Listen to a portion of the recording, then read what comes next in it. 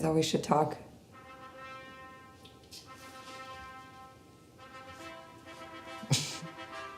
I don't know how to start.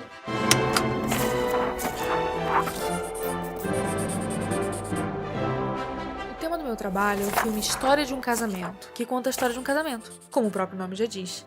Mas o nome é um truque. Se você entrou desinformado, você acha que a história de um casamento é o quê? Uma história feliz, a história de um grande amor.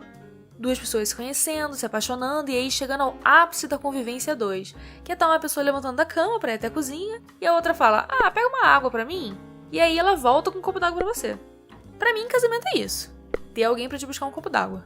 O filme de fato começa com um ar de romance cotidiano. Nos primeiros minutos, a gente assiste os dois protagonistas, Charlie e Nicole, narrarem cenas do seu casamento contando o que amam um no outro. What I love about Nicole.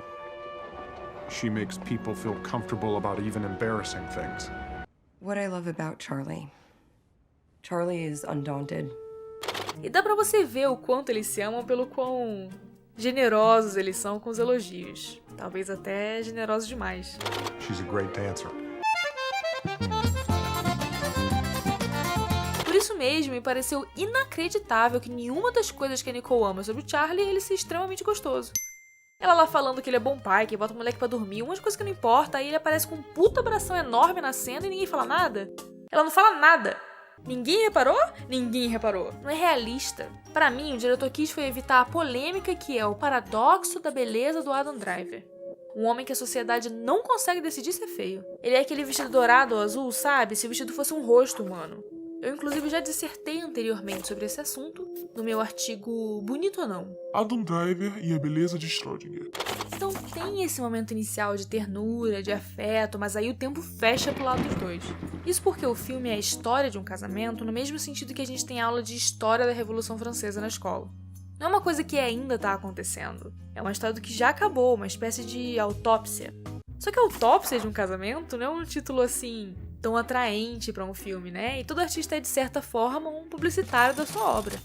Então o nome ficou história mesmo. E a história desse casamento, a relação desse casal, a gente começa a conhecer a partir do fim, que é o processo do divórcio. My husband knew her for years. Almost ex-husband. Oh, what's the opposite of fiancé? Isso não vai surpreender quem já conhece o diretor, roteirista e mente por trás do filme, Noah Baumbach.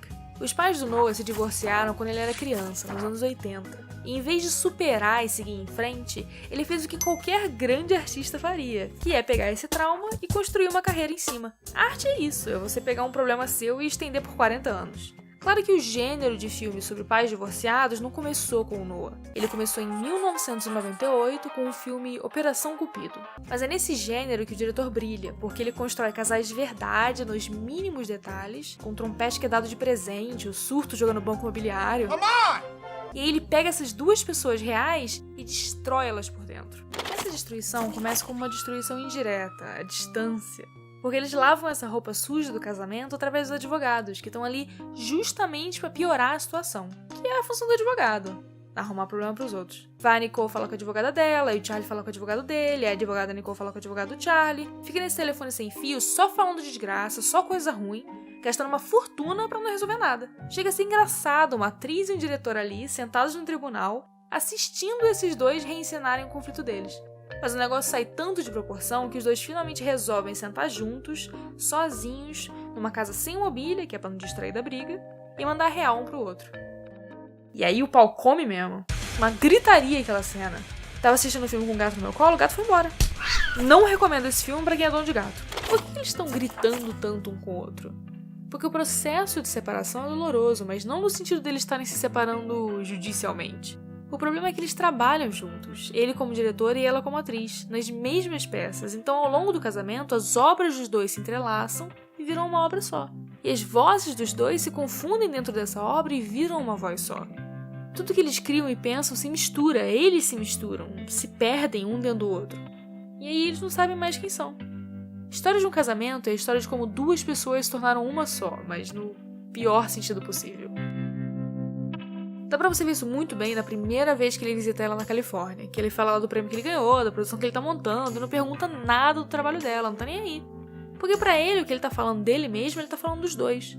Ela faz parte dele, como se ela fosse só um ingrediente, a carne moída da bolonhesa que ele é. Tem até uma cena em que ela comenta que quando percebeu isso, perguntou pro Charlie qual o número do telefone dela, e o Charlie não soube dizer.